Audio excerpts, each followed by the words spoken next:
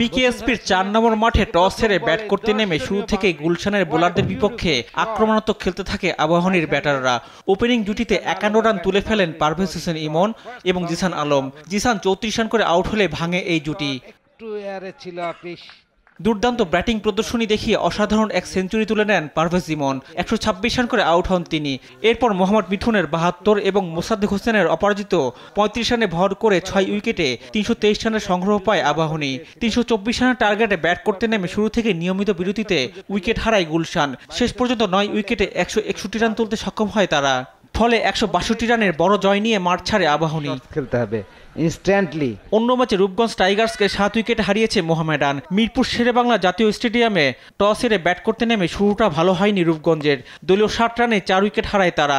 শেষ পর্যন্ত আলামিন জুনিয়রের ৪১ রানে ভর করে ৯ উইকেটে ২২২ রান তোলে তারা। জবাবে ব্যাট করতে নেমে মাহিদুল অঙ্কনের অপরাজিত ৮১ এবং তাহিদ হৃদয়ে ৭৪ রানে ভর করে সহজেই ৭ উইকেটে জয় তুলে নেয় মোহামেডান। আরেক ম্যাচে প্রাইম ব্যাংকের বিপক্ষে ৩ উইকেটে জয় পেয়েছে পার্টেক্স স্পোর্টিং ক্লাব।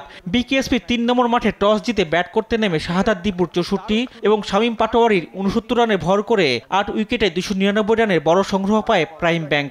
জবাব দিতে নেমে এক পর্যায়ে ২১৪ রানে ৭ উইকেট হারিয়ে ফেললেও শেষ দিকে আলাউদ্দিন বাবুর ৩২ বলে ৭৮ রানে ঝড়ো ইনিংসে ৩ উইকেটে শ্বাসরুদ্ধকর জয় তুলে নেয় পার্টেক্স। রিফাত আঞ্জুম, দেশ টিভি, স্পোর্টস ডেস্ক। উইকেট থেকে এবারে ব্যাকফুটে গিয়ে রুম পেয়েছিলেন।